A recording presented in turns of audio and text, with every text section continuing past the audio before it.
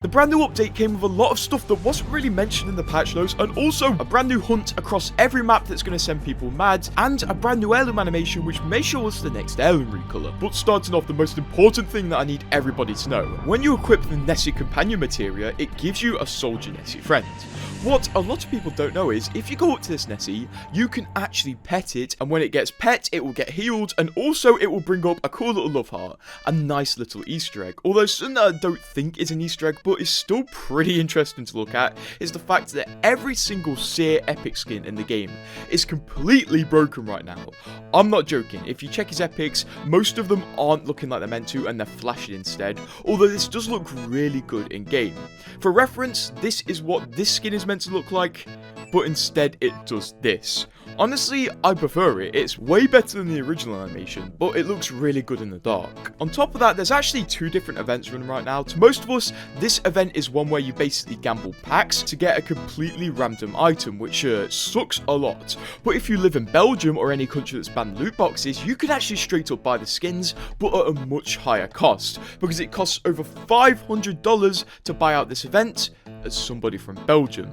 So I guess there's a positive and a negative side, although this event type is really interesting, and it would be cool if Respawn let us buy these skins so we don't have to literally gamble for a certain weapon skin. Although one really cool thing we did get this event is kill cams. They've suddenly appeared in mixtape along with loads of other really good quality of life mixtape changes, which makes me think two things. First of all, it seems like they may be gearing up to bring a big mixtape update next season, maybe a new mode or something like that. I mean, it's about time, because next season it will be exactly a year since mixtape was added.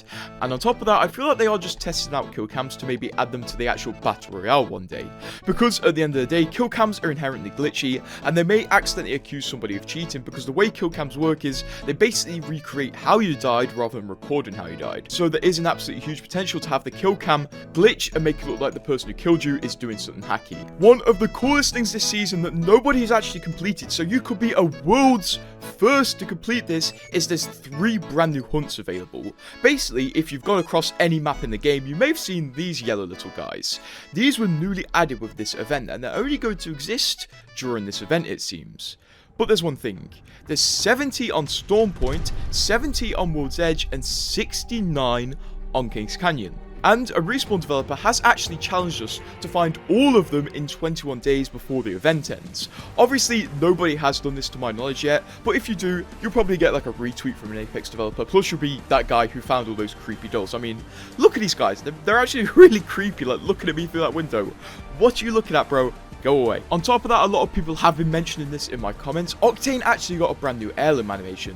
It's nothing major, but maybe a sign of things to come, because basically he got a new melee animation when he's standing still. And usually when we see an animation randomly added to an heirloom, this means a recolor is coming very soon. It happened to the Wraith heirloom, and back when that happened, I predicted it would happen to another heirloom in the future, and I think this is a sign, because Respawn have no reason to add brand new animations unless they are recoloring. Somebody on Twitter made a really cool concept for an Octane heirloom recolor, and I'm absolutely in love with it, especially with those gloves, so hopefully one day it will come. Onto the sword though, because it's probably the best thing that Respawn have ever added, in my opinion, and you can actually fly with it. It's pretty simple. Basically, you just come up from an incline and then go off a decline, and you'll just start flying.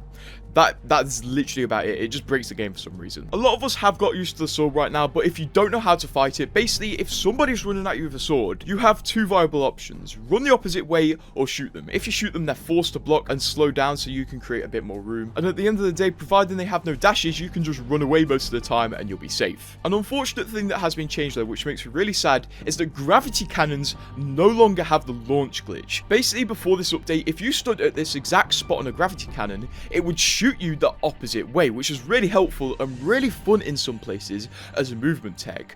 But unfortunately, Respawn have removed this. Personally, I think this is a bit stupid. There's no reason to really do this, because this movement was quite harmless. Obviously, there is potential to get a really cool clip, but most of the time, no one's going to complain about it, because it's like a if you know, you know trick. But it has been removed, and I will never be able to recreate this clip.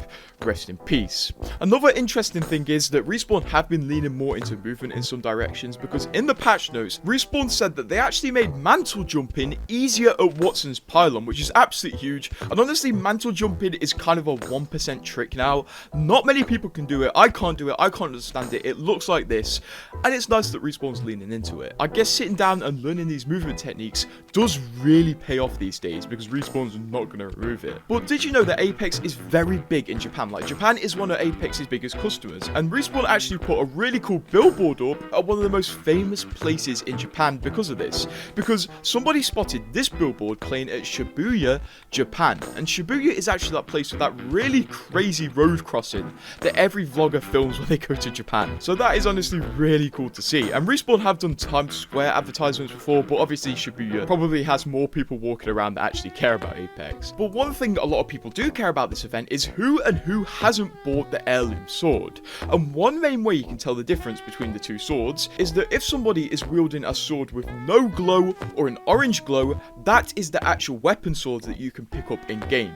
But if somebody is wielding a sword with a blue glow, that is actually the mythic swords that you have to pay for and get as a pack opening reward. So I guess if you ever see your teammate with a blue sword, that's not a weapon they can use. Don't get mad at them for it. One thing I guess Respawn got mad at though is gifting, because it has now been disabled in game since the new event came out, which is weird because honestly I hadn't heard about any gifting issues, but I guess Respawn found an issue when testing the game and they couldn't fix it in time for the brand new event to get out. So if you do try to gift somebody and it doesn't work, it's because gifting is disabled, although I don't think Respawn have mentioned this anywhere besides their Twitter account, which obviously doesn't have the most reach in the world, much like the fact that the news hasn't reached many people that there's a brand new POI on Stormpoint that still so many people don't know about, and it gets me mad because, bro, use this, it's so useful, because that POI that actually appeared during the Rev Army game mode is still here, and Respawn have been low-key advertising it in the news tab of the game, but it hasn't been mentioned anywhere else, and it's located right here,